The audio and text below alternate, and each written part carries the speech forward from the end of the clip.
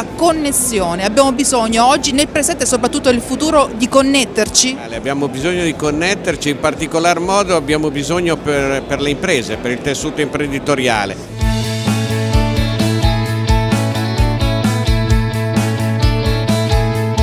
Abbiamo riscontrato che da un'epoca nella quale le imprese si ritrovavano nella grande casa madre di Confindustria per fare in qualche modo un'attività sindacale di rappresentanza, oggi siamo passati all'epoca nella quale c'è bisogno di creare connessioni tra le imprese per creare opportunità di business, per creare valore, perché le imprese, le piccole imprese soprattutto, devono imparare a conoscersi, andare oltre i propri stabilimenti, i propri capannoni, uscire dalle fabbriche e in particolare devono far sì che gli imprenditori, confrontandosi, possano creare nuove occasioni di business. Questo è il vero valore di Connext.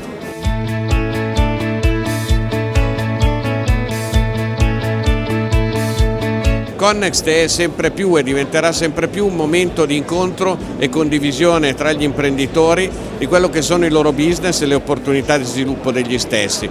Connext quindi è un momento nel quale confrontarsi, ma soprattutto nel quale scoprire magari un fornitore che non si conosceva o una necessità della quale non si aveva la percezione. È un momento nel quale incontrare un potenziale cliente con il quale sviluppare un progetto di crescita.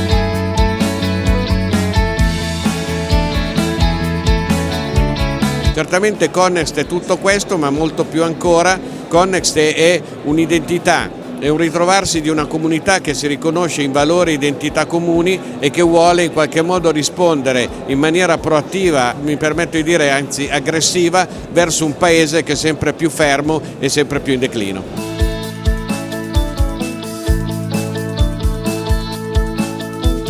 L'augurio è moltiplicare valore insieme. Essere insieme vuol dire confrontarsi, ma nelle imprese, tra le imprese 1 più 1 non fa 2, ma 1 più 2 può far 4 più far 5, quindi su questo dobbiamo impegnarci.